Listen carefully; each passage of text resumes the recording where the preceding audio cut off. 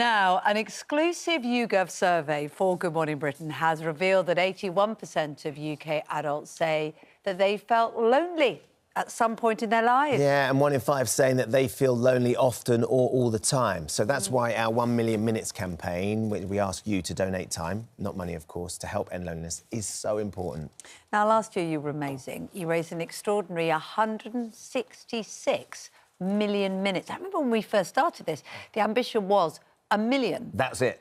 Just for the whole thing, and Yeah. 160 million minutes just last year, which directly made a massive difference to lonely people around the UK. And funnily enough, you told us that those of you who donated time, it helped you too.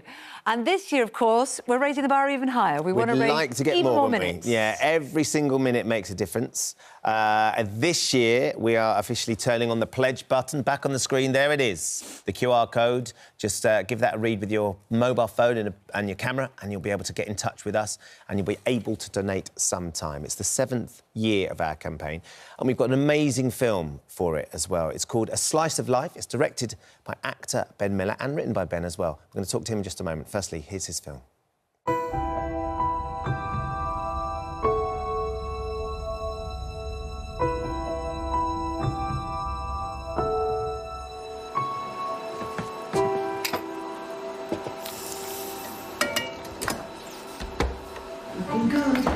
Yes.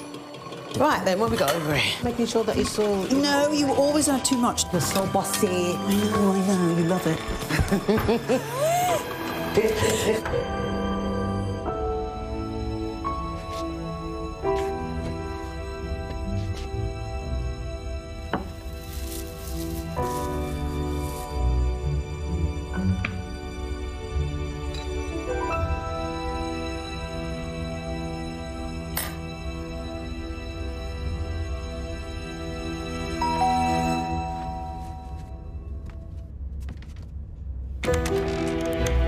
Hi, Mum.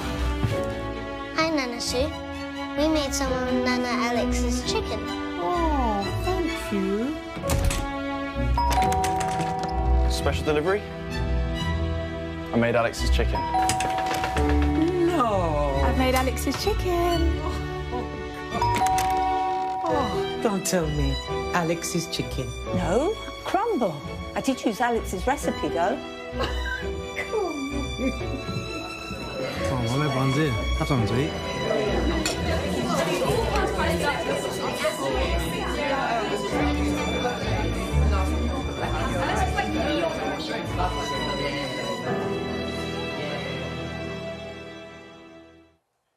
Gosh, isn't it wonderful? Oh, my goodness. Well, this year's star, director of 1 Million Minutes, that film you saw there, Ben Miller, joins us now. Ben. Morning, Ben. Goodness. Morning. You're going to get some minutes flowing for that. You've touched me. You wrote this, you directed this. Yes. Was it at the kernel of the idea very personal to you? Very personal, yeah. I guess I wanted to write about my experience of grief. You know, when I was very busy when my father died, and this is over 10 years ago now. And I threw myself into work, and then almost sort of 18 months, 2 years later, it really hit me like a train. And I remembered feeling so lost and sort of depressed, unable to sort of... like there was a glass wall around me and I couldn't reach other people.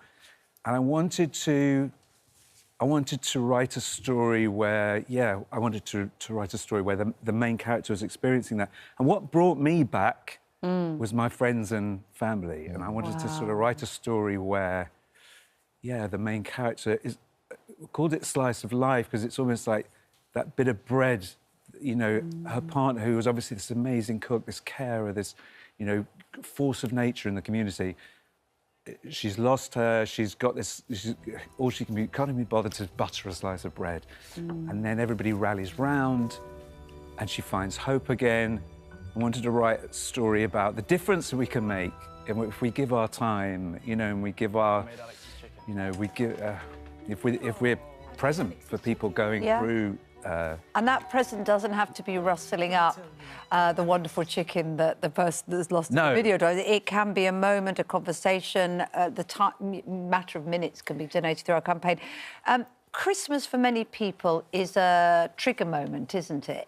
In that sense of what I think you brilliantly described as the glass wall of loneliness, where you can even be in a crowded room, can't you, Yes, and yeah, still yeah. feel it.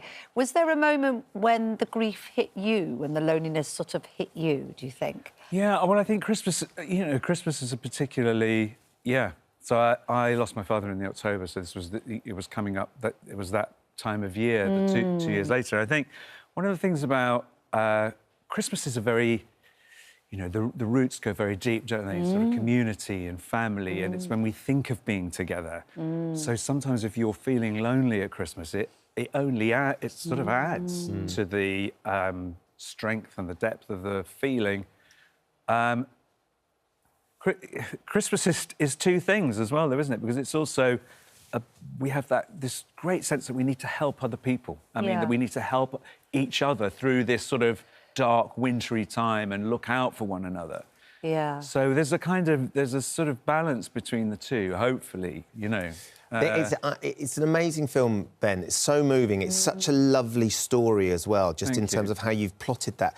I wonder how difficult it is as a sort of a creative task for you to suddenly be given. I mean, thank you for joining us and being part of the campaign. You know you've supported in the past. When we say, right, can you write us a film and can you direct us a film that will perfectly demonstrate what we're trying to do? Actually, where you start with a blank piece of paper and knowing that you're going in the right direction. Well, I think you've got to start, hopefully, with your own experience. You've got to start with your own experience. You've got to think, well, when have I experienced that? How have I felt that?